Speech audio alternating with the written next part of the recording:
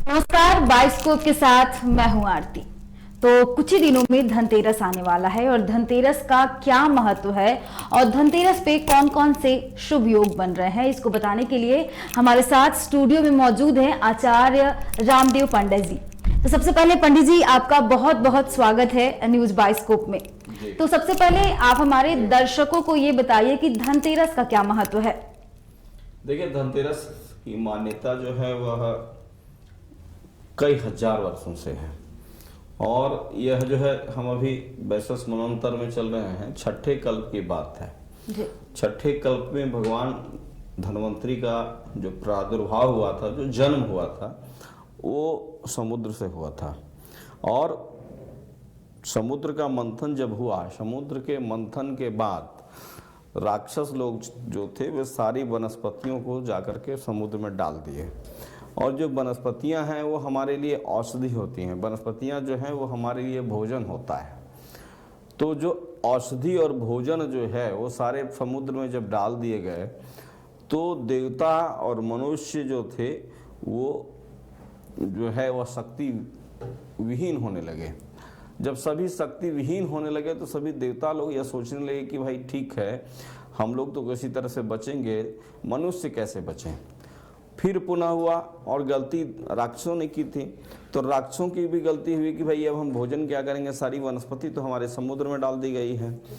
तो फिर जब प्रॉब्लम आता है तो सारे लोग एकत्र हो जाते हैं। दोनों पक्ष जो है, पक्ष और विपक्ष सत्ता के लिए एक हो जाता है कभी कभी। यही हुआ, ये पौराणिक मान्यता है।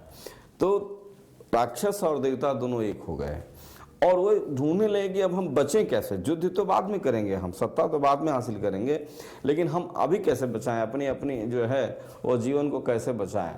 तो इसमें ये देवताओं ने कहा कि देखो भाई, हम लोग समुद्र का मंथन करेंगे। समुद्र का मंथन जब करेंगे, समुद्र के मंथन से वो सारी औषधि बाहर आएगी और फिर उस औषधि से हम लोग अपना जीवन यापन करेंगे, स्वस्थ होंगे, निरोग होंगे। तो समुद्र का मंथन किया जाने लगा और समुद्र का मंथन किया जाने जब लगा तो एक तरफ जो है वह मंदराचल पर्वत जो है वह अंग प्रदेश में, भागलपुर के आसपास में है। उसको एक बीच में मथानी बनाया गया। बासुकी नाग जो थे वो चारों तरफ से उसको लपेट करके खींचने के लिए बनाए गए, रस्सी बनाया गया बासुकी नाग का। सभी देवता जो लोग थे थोड़ा होशियार थे, वो लोग पूछ की तरह चले गए खींचने के लिए। और देवता राक्षसों को थोड़ा सा बेवकूफ़ बनाया। उन्होंने कहा कि आप ऐसा करो, आप चल जाओ मुंह की तरफ, क्योंकि उधर से घर्षण जब होगा तो जहर निकलेगा, जहर जब निकलेगा, विष जब निकलेगा, अग्नि जब निकलेगी तो राक्षसों को उसका भोगना पड़ेगा। लेकिन हुआ क्योंकि दोनों चाह रहे थे कि विश्व का कल्याण हो, ब्रह्मांड का कल्याण हो, लोगों का कल्याण हो, ये देवता भी चाह रहे थे और दानव भी चाह रहे थे। और समुद्र मंथन जब हुआ तो उससे 14 चीज़ें निकली। समुद्र मंथन का प्रारंभ जो हुआ था वह हुआ था ये कार्तिक जिस दिन से पड़ा उसी दिन, और 13वें दिन धन्वंतरी जी का जो है वह प्रादुर्भाव होता है। और ये एक अमृत कलश लेकर के ऊपर आते हैं और जब अमृत कलश ऊपर लेकर के आते हैं, उसी अमृत कलश में बहुत सारी औषधियाँ हैं। इसलिए धन्वंतरी महाराज जो हैं वह हेल्थ के देवता हैं। कहा गया पहले हेल्थ इज वेल्थ, पहले स्वास्थ्य ही धन है, उसके बाद धन की आवश्यकता होती है व्यक्ति को। सबसे पहले स्वस्थ होने की आवश्यकता होती है। और मंगलवार को धनतेरस भी है, धन्वंतरी जयंती भी है और धन्वंतरी की पूजा की जाती है। इस दिन कुबेर की पूजा की जाती है। उसके बाद जब धन्वंतरी जी का जन्म धनत्रयोदशी के दिन हुआ, जिसे हम धनतेरस कहते हैं, चतुर्दशी को छोड़ करके अमावस्या के दिन जो है वह महालक्ष्मी जी का प्रादुर्भाव हुआ। तो इस तरह से लक्ष्मी से पहले जो है वह धन्वंतरी महाराज आते हैं। धन्वंतरी जो है वह भी भगवान विष्णु के ही एक स्वरूप हैं। तो हम धनतेरस के दिन, यही धनतेरस का महत्व है कि हम भगवान धन्वंतरी की पूजा करें। और धन्वंतरी की जब हम पूजा करेंगे तो हम पूरे संवत्सर, आने वाला जो वर्ष है, इस वर्ष में हम स्वस्थ रहेंगे, निरोग रहेंगे, चिरायु रहेंगे। हमारे लोग, मित्र, घर परिवार वाले जो हैं वो सभी चिरायु रहेंगे। तो इस तरह से धनतेरस के दिन धन्वंतरी की पूजा की जाती है और महालक्ष्मी की भी पूजा की जाती है। अब है कि ये योग क्या बन रहा है। योग की बात आप कर रही थी आरती, तो योग जो है वह मंगलवार के दिन में है और ऐसा शुभ योग बन रहा है मंगलवार के दिन में धनतेरस होने से कि धनतेरस के दिन हमारे यहाँ पौराणिक मान्यता है खरीदारी करने का। ये पौराणिक मान्यता, आज सरकार जो है वो ट्रेड बाजार लाती है, ट्रेड फेयर लाती है, ट्रेड मेला लाती है डेवलपमेंट के लिए, बिजनेस के डेवलपमेंट के लिए। पौराणिक काल में बिजनेस का डेवलपमेंट हमारे जो था वो सनातन से जुड़ा हुआ था। और दो मान्यताएं हमारे यहाँ है खरीदारी के मामले में, एक है धनतेरस और एक है अक्षय तृतीया जो बैसाख में होता है। तो ये साल में 2 दिन आप जरूर कुछ न कुछ खरीदें, ये मान्यता हमारे यहाँ बनी हुई है। इसका मतलब आपको बचत करना है, साल में 2 बचत करना है, 2 खरीदारी करनी है। बाकी शेष दिनों में आप शेष 363 दिनों में अगर आप कुछ नहीं कर सकते हैं तो कोई बात नहीं, लेकिन साल में 2 खरीदारी आपको करनी है। एक खरीदारी का मुख्य दिवस होता है धनतेरस। तो धनतेरस के दिन में जो भी आप खरीदें वो आपके ऊपर होता है और आपके बजट के ऊपर निर्भर करता है। तो इस तरह से ये धनतेरस का महत्व है और धनतेरस का यह जो शुभ योग बन रहा है मंगलवार के दिन में, ये और ही अच्छा है। इसमें अगर आप चाहें तो मंगल जो है वह भवन का कारक है, भूमि का कारक है, जमीन का कारक है, तो इस तरह से जो है औषधि का कारक है। तो इस तरह की खरीदारी भी आप धनतेरस को कर सकते हैं। जी पंडित जी, धनतेरस के दिन क्या क्या नहीं करना चाहिए और कौन कौन से सामान खरीदना चाहिए और कौन से राशि वालों के लिए कौन से, जैसे सोना खरीदा जाता है, कोई झाड़ू खरीदता है, बर्तन खरीदता है, तो राशि के अकॉर्डिंग भी कुछ खरीदना चाहिए क्या? क्योंकि अक्सर हम लोग ये बात सुनते हैं कि इस राशि वालों को ये चीज खरीदना शुभ होगा और पूरे साल उनको लाभ होगा, ऐसा भी कुछ मान्यता है क्या?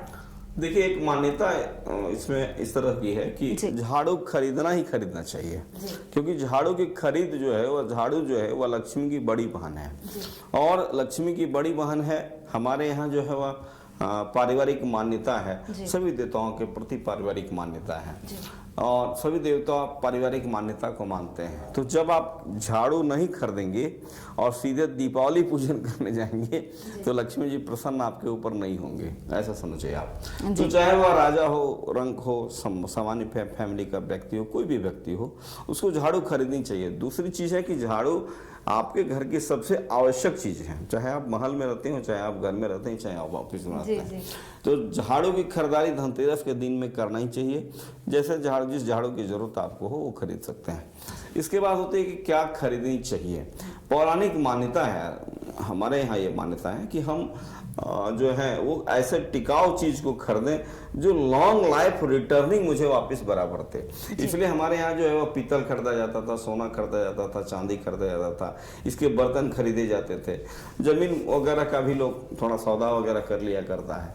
तो सबसे ये बात है कि हम बचत कर रहे हैं। आर्थिक साल का 2 बचत है, साल की 2 बचत जो है वह हमारे जीवन में, चूंकि आज के तारीख में जब आया अर्थशास्त्री आए, उन्होंने कहा कि आपके जीवन का सबसे मूल लक्ष्य होना चाहिए कि आपके जीवन में बचत होना चाहिए। ये आज के अर्थशास्त्री कर रहे हैं। पौराणिक तो मान्यता था कि आपको खरीदना ही खरीदना ये दोनों दिन, और ऐसी चीज खरीदने हैं जो भविष्य में जिसके रिटर्न जो है वह काफी आए। तो अगर आप किसी तरह के खरीदते हैं, धातु खरीदते हैं, सोना खरीदते हैं, चांदी खरीदते हैं, कांसा खरीदते हैं, पीतल खरीदते हैं या फूल के बर्तन खरीदते हैं, तो ये रिटर्निंग देता है आपको। आप जिस रेट में आज खरीदे हैं निश्चित है कि आपको 10 साल बाद भी बेचेंगे, तो ये इस रेट से कम नहीं तो 5 से 10% रेट बढ़ा करके मिलेगा, कम नहीं मिलेगा। तो ये पौराणिक लोग पैसा जमा नहीं कर पाते थे, थोड़ी थोड़ी संपत्ति को इसी तरह से जमा करते थे, बर्तन के रूप में करते थे, जेवर के रूप में करते थे, और ऐसे कर करके वह एक बचत का एक माध्यम बनाया करते थे। तो हमारा जो ये धनतेरस है वो बचत का माध्यम है। अब हो गया कि खरीदना क्या चाहिए और किस राशि वालों को किस तरह की खरीदारी करनी चाहिए। तो ये है कि सबसे पहली बात कि आप सभी राशि वाले लोग जो हैं, जिनको जो आवश्यकता है वो जहां अपना बचत का इन्वेस्टमेंट, यह एक इन्वेस्टमेंट प्लान है हमारे यहाँ। धनतेरस जो है वो सनातन का धार्मिक इन्वेस्टमेंट प्लान है, वह धनतेरस भी है और वह अक्षय तृतीया भी है। तो इन्वेस्टमेंट हम वहां करें जहां हमारी बचत हो, जो बाद में जब हम आपात स्थिति में उसका हमको रिटर्न नहीं मिल जाए। तो इस तरह से जो है आप बर्तन की खरीदारी कर सकते हैं। अब हम राशि के अनुसार आते हैं तो मेष राशि के जातक जो हैं वह लाल वस्तु का खरीदारी कर सकते हैं और औषधि की खरीदारी तो सभी करें जितने लोग हैं, क्योंकि आज औषधियाँ खरीदनी चाहिए। खास करके आयुर्वेदिक औषधियाँ जो हैं वह जल्दी खराब नहीं होती हैं और अच्छी चीज़ें होती हैं उसमें, आप कभी भी इसका उपयोग कर सकते हैं। तो जो मेष लग्न के जातक हैं, मेष राशि के जो जातक हैं, उनके लिए चाहिए कि वह सोना खरीद सकते हैं, पीतल खरीद सकते हैं, और जो पीला कलर का जो भी सामग्री है वो पीला कलर की चीज़ें खरीद सकते हैं। बच्चे जो हैं वो किताब कॉपी वगैरह भी खरीद सकते हैं। झाड़ू तो अनिवार्य सबके लिए खरीदना है। अब हम जोड़ी चक्र की दूसरी राशि है में वृषभ राशि के जातक जो है वो चांदी खरीद सकते हैं, स्टील के बर्तन भी खरीद सकते हैं, अपना गजट खरीद सकते हैं, जो भी उन्हें पसंद है। सफ़ेद चीज़ें जो है वो उसकी खरीदारी वो कर सकते हैं। अब हम आते हैं मिथुन राशि के जातक जो है वो हरे रंग की वस्तु को खरीद सकते हैं। डिजिटल जो भी सामग्री है उसकी खरीदारी कर सकते हैं। कांसा का भी खरीद जो है वह कर सकते हैं, क्योंकि कांसा का कारक जो है वह बुद्धि ग्रह है और बुध इसके स्वामी है मिथुन राशि के, तो ये खरीद सकते हैं।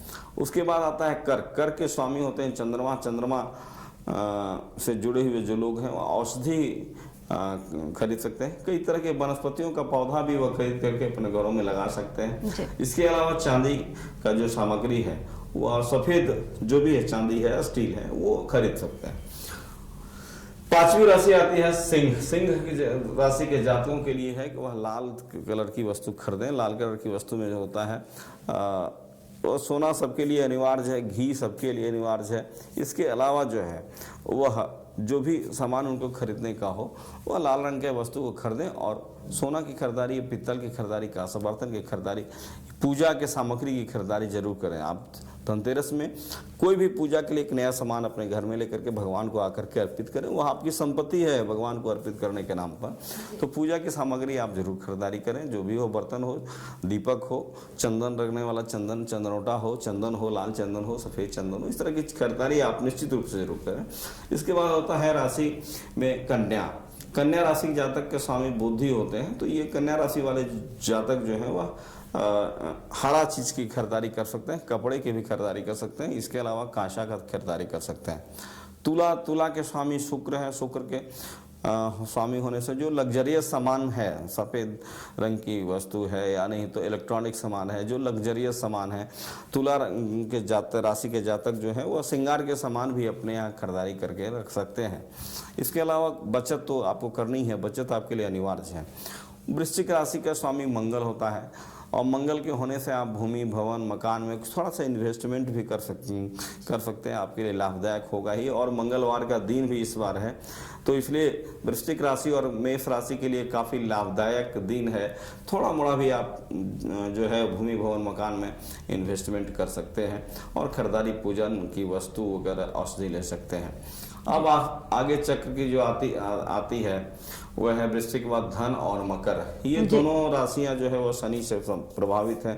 तो धन और मकर राशि के जो लोग हैं, मकर और कुंभ राशि के जो लोग हैं, मकर और कुंभ शनि से प्रभावित हैं। हम धन पर बाद में बात करेंगे।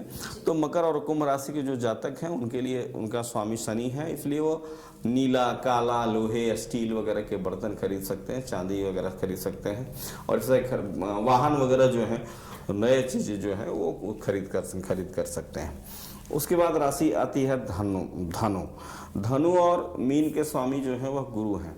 तो यह जो है गुरु जो है वह विद्या के कारक हैं, इसलिए जो धनु और मीन राशि के जातक हैं वह किताब वगैरह जो है, विद्यार्थी जो हैं वो परीक्षा देने वाले विद्यार्थी जो ये सब भी खरीद सकते हैं। इसके अलावा जो है वह पीली वस्तु खरीद सकते हैं, जैसे सोना खरीद सकते हैं, पीतल खरीद सकते हैं। किताब और औषधि की खरीदारी धनु और मीन राशि के जातक कर सकते हैं। इस तरह से 12 राशि के जातक जो हैं वो अपनी अपनी राशियों के अनुसार, अपने अपने कलर के अनुसार, रंग के अनुसार वह खरीदारी कर सकते हैं। जी अच्छा पंडित जी, जैसे इस दिन पूजा भी करने का कोई मुहूर्त है क्या, कि कौन से मुहूर्त में पूजा करना कितना शुभप्रद होगा? देखिए, धनतेरस के दिन में पूजा करना ही चाहिए जी। और यह तो स्वास्थ्य से जुड़ा हुआ चीज़ है। धन्वंतरी जो है वह आयुर्वेद के जनक माने जाते हैं। आयुर्वेद की सारी चीज़ें जो है वह धन्वंतरी जी ने ही अपने साथ वो कुंभ में लेकर के, घड़ा में लेकर के समुद्र से ऊपर आए। तो इसलिए अपने स्वास्थ्य की रक्षा के लिए धनतेरस के दिन जो है वह धन्वंतरी महाराज की पूजा की जानी चाहिए। और धन्वंतरी महाराज की पुस्तक बाजार में मिल जाती है, नेट पर भी उपलब्ध है उनकी तस्वीर। और जो होता है अक्षत, चंदन, धूप, दीप, अगरबत्ती आरती करके उनको प्रसन्न करके ये मांगना चाहिए कि धन्वंतरी जी महाराज आने वाले वर्ष में जो है वो हमारे सभी लोग, अपने बच्चे, मित्र, इष्ट मित्र, हम सब परिवार, बंधु बांधव स्वस्थ भी रहें, निरोग भी रहें और आपकी कृपा बरसती रहे। तो इस तरह से जो है धनतेरस के दिन में कहीं कहीं ये मान्यता है कि जो दीपावली में बहुत भीड़ हो जाया करती है, तो कुछ लोग धनतेरस के रात्रि में ही लक्ष्मी की पूजा कर लिया करते हैं। तो ऐसा भी कर सकते हैं कि धनतेरस के संध्या काल का गौधली बेला जो होता है वो सबसे अच्छा काल माना जाता है। गौधली बेला बोला जाता है शाम को 5 बजे से लेकर के 7 बजे तक का समय। तो इस समय जो है वह धन्वंतरी जी की पूजा कर सकते हैं, लक्ष्मी की पूजा कर सकते हैं और कुबेर की ही पूजा कर सकते हैं। इसके अलावा अगर वो चाहे तो लक्ष्मी पूजा के दिन में भी जो है वह पूजा कर सकते हैं। तो इस तरह से वो दोनों दिन पूजा कर सकते हैं। और धनतेरस के दिन में धन्वंतरी को दीपक दिखाया जाता है, घी का दीपक दिखाएं धन्वंतरी महाराज को, या नहीं तो आप तेल का दीपक जलाएं, क्योंकि आज से जो है वह दीपावली प्रारंभ हो जाया करती है, धनतेरस से दीपावली प्रारंभ हो जाया करती है। तो इस तरह से दीपक दान करें। और दीपावली तब संपूर्ण होता है आरती जब हम धनतेरस को भी दीपक जलाएं। धनतेरस को भी मान्यता है धन्वंतरी जी की पूजा जो भी हम कर सकते हैं, मानसिक रूप से कर सकते हैं, हाथ जोड़ करके भी कर सकते हैं, दीपक दरवाजे पर जला करके भी कर सकते हैं। उसके बाद होता है दूसरे दिन जम द्वितीया। तो दूसरे दिन जम का दिया होता है। तो जम का दिया जो होता है वह धनतेरस, इस बार जो है वह मंगलवार को धनतेरस है, बुधवार को जो है वह जम का दिया होगा। तो जम का दिया जो है रात के 8 बजे के बाद तिल का तेल से दीपक जला करके, पुराने दिए को जला करके, और घर के दक्षिण दिशा में हम जम को दीपक दे करके जम को प्रसन्न कर सकते हैं। और इसे हम छोटी दिवाली भी कहते हैं। उसके बाद होती है दीपावली, जो हमारे इस बार जो दीपावली जो है वह 4 तारीख को है, धनतेरस 2 तारीख को है। तो इस तरह से उसके बाद फिर दीपावली के दिन हम दीपावली की तरह से महालक्ष्मी की पूजा करते हैं। जी अच्छा पंडित जी, कहीं कहीं पे धनतेरस के दिन यानी त्रयोदशी के दिन दीप माला का आयोजन भी किया जाता है, जहाँ पे भारी संख्या में लोग दीप प्रज्वलित करते हैं। इसका क्या मान्यता है? देखिए, भारत जो है वह गांव का देश है जी। और जितनी भूमि भारत के पास है, मुझे लगता है कि विश्व में उतनी उपजाऊ भूमि कहीं नहीं है जी। और हम पारंपरिक तौर से, हमारे यहाँ की ये मान्यता है कि आज तो हम इलेक्ट्रॉनिक्स युग में आ गए हैं और हम बेवाहियात अपने पैसों का जो है दुरुपयोग इलेक्ट्रॉनिक्स के रूप में कर रहे हैं जी। और संजोग है कि मैं अपने दर्शकों को बता दूं, 22 कोप के दर्शकों को, कि हम इलेक्ट्रॉनिक्स का प्रयोग कर हम अपने जीवन को अंधकार की ओर ले जा रहे हैं। कि उसके जो कचड़े हैं, उसके जो सारे चीज हैं, वो हमको कहीं कहीं जीवन में दुष्प्रभावित करेगा ही, जो हम इलेक्ट्रॉनिक्स का प्रयोग कर रहे हैं। आप पौराणिक मान्यता की ओर अगर लौटना चाहें तो आप देखें कि क्या मान्यता कितनी, आपका प्रश्न बहुत ही अच्छा था इसलिए मैं ज्यादा समझ लिया। तो ये मान्यता हमारे यहाँ है कि हम जब करंज के तेल का दीपक जलाया करते हैं इस दीपावली में, मान्यता है कि आपको करंज का तेल का दीपक जलानी है, आपको तिल का तेल का दीपक जलानी है, आपको शुद्ध घी का दीपक जलाना है। घर में आप शुद्ध दीपक का, देवताओं के पास शुद्ध घी का दीपक जलाएं और दरवाजे पर, आसपास में, छत पर, खेत में, आंगन में, जहां आपका खलिहान में जहां जो है वहां आप करंज तेल का दीपक जलाएं। तो जब हम करंज तेल का दीपक जलाते हैं और वह मिट्टी के बर्तन में जब हम जलाते हैं करंज तेल का दीपक या तेल का दीपक हम जलाते हैं, तो दीपक के जलने से आसपास जो कीड़े मकोड़े होते हैं, जो वायरस, आप देखेंगे 2019 में अगर वायरस आया तो कब आया, तो नवंबर दिसंबर में ही आया था, जो दुनिया को हिला करके रख दिया। तो हमारे यहाँ पौराणिक मान्यता है कि बरसात के बाद जो है वायरस, कीड़े मकोड़े बढ़ जाया करते हैं। और सत्यता भी, मान्यता नहीं सत्यता है। तो इस तरह से जो हम जब करंज का तेल जलाएंगे अपने घर के आसपास, तिल का तेल जलाएंगे दीपक, मिट्टी के दीपक में, इलेक्ट्रिक के जलाने से नहीं कुछ होता है, मिट्टी के दीपक में, तो उससे क्या होगा कि उससे जो है आसपास के कीड़े मकोड़े जो मनुष्य के प्रतिरोधी, मनुष्य के जो शत्रु कीड़े मकोड़े हैं, वे जल करके वह मर जाया करते हैं, उसके दुर्गंध से भी मर जाया करते हैं। तो ये मान्यता है हमारे यहाँ दीपक जलाने की जी। अच्छा पंडित जी, जैसे धनतेरस के दिन लोग बोलते हैं कि ये दिन बहुत ही शुभ होता है, अगर इस दिन हम कुछ खरीदारी करें या फिर कोई मंत्र का जाप करें तो पूरा साल जो है वो उनके लिए लाभप्रद होता है। तो कोई ऐसा मंत्र है क्या कि इस दिन याद करने से उन्हें माने उन पूरे साल में उन्हें लाभ होता है? पैसे को लेकर खासकर ये देखा जाता है व्यापारियों में। देखिए, हमारे यहाँ पौराणिक मान्यता व्यापारियों के यहाँ चली आ रही है कि हम जो है वो श्री सूक्तम का पाठ आदिकाल से करते हैं। तो अगर आप पढ़े लिखे हैं तो आप श्री सूक्तम नेट पर अगर आप मारेंगे तो श्री सूक्तम 16 श्लोक का श्री सूक्तम आपके पास आ जाएगा। उसके बाद कनकधारा स्तोत्र है, वह 23 श्लोक का कनकधारा स्तोत्र है। कनकधारा का अर्थ है कि अगर उसको हम पढ़ें, प्रतिदिन पढ़ें, या धनतेरस की रात्रि में पढ़ें, दीपावली की रात्रि में पढ़ें और रूप चौदस की रात्रि में भी पढ़ें, अगर ये तीनों दिन कंटिन्यू हम पढ़ते हैं तो उसके यहाँ जो है वह कनक मतलब सोना की वर्षा हो जाया करेगी।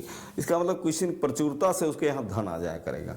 तो ये 2 स्तोत्र हैं, एक है श्री सूक्तम और दूसरा स्तोत्र है, दूसरा स्तोत्र मैंने आपसे कहा वो है ये दोनों। इसके अलावा अगर आप व्यक्ति कनकधारा, इसके अलावा अगर व्यक्ति नहीं पढ़ा लिखा हो, उपलब्ध व्यवस्था उसके पास नहीं हो, वह किताब उसके पास उपलब्ध न हो पाया हो, ओम श्रीम इस मंत्र का वह जप करे। ओम श्री जो लिखते हैं हम लोग, वह श्री जो है वह सभी के नाम के पहले लगा होता है। तो श्री के ऊपर एक बिंदु लगा दीजिए। तो श्री के ऊपर जब हम बिंदु लाएंगे तो वो श्रीम हो जाएगा। तो ओम श्रीम इस मंत्र का जप अगर आप ये तीनों दिन, चूंकि दीपावली पूरी होती है 3 दिनों के, 3 रात्रियों में दीपावली पूरी, धनतेरस, रूप चौदस और अमावस्या दीपावली की रात्रि। तो इस तरह से हम तीनों दिन में 11,000, 31,000, 51,000, 5,000, 1,000 जितना संभव हो सकता है ओम श्रीम मंत्र का जप करें तो आप निश्चित है, समय तो बहुत करीब है आपका, आप इसका प्रयोग करके देख सकते हैं और आपके जीवन में जो है वह बहुत तरह का जो है उजाला आ सकता है। आप इसका फीलिंग करेंगे कि जब मैंने मंत्र का जप किया इन 3 दिनों में तो निश्चित ही मुझे फायदा हुआ। तो इस तरह से इस मंत्र का भी जप आप कर सकते हैं।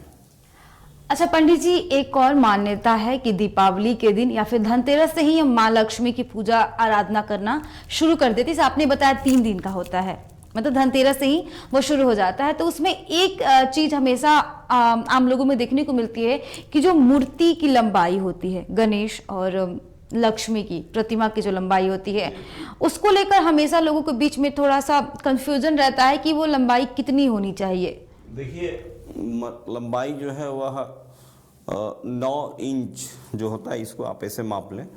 घर की मूर्तियां जो होती है, मिट्टी की जो मूर्ति होती है, वह 9 इंच का होना चाहिए। ये समझे लगभग कितना बड़ा हो सकता है। जी। आप एक ये जो है ये 2 इंच है, तो ये 1 इंच, 2 उंगली 1 इंच का मापक माना जाता है। 4 इंच जो है वो 2 इंच का मापक माना जाता है।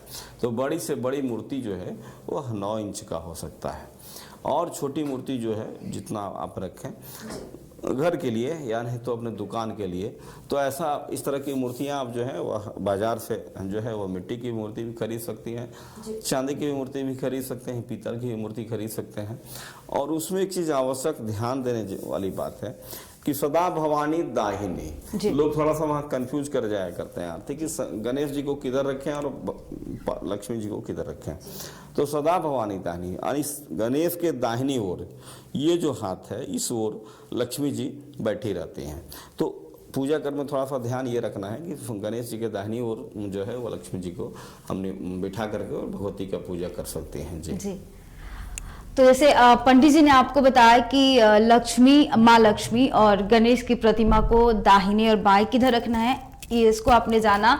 और धनतेरस पे खासकर किन राशि को कौन से सामान खरीदने हैं और उनके लिए वो शुभ होंगे, ये पंडित जी ने बताया। साथ ही आपको पंडित जी ने ये भी बताया कि पूजा का कौन सा मुहूर्त है जिसमें पूजा करना आपके लिए लाभदायक होगा। ये सारी बातें पंडित जी ने आपको बहुत ही विस्तार से बताया। तो सबसे पहले पंडित जी आपका बहुत बहुत धन्यवाद कि आपने अपना कीमती समय हमारे लिए निकाला, हमारे दर्शकों को इतना अमूल्य ज्ञान दिया। तो फिलहाल न्यूज़ बायोस्कोप में इतना ही। इस तरह के तमाम खबरों के लिए और इस तरह की तमाम बातों के लिए आप देखते रहें न्यूज़ बायोस्कोप। और हमारे तमाम दर्शकों को दिवाली और धनतेरस की हार्दिक शुभकामनाएं।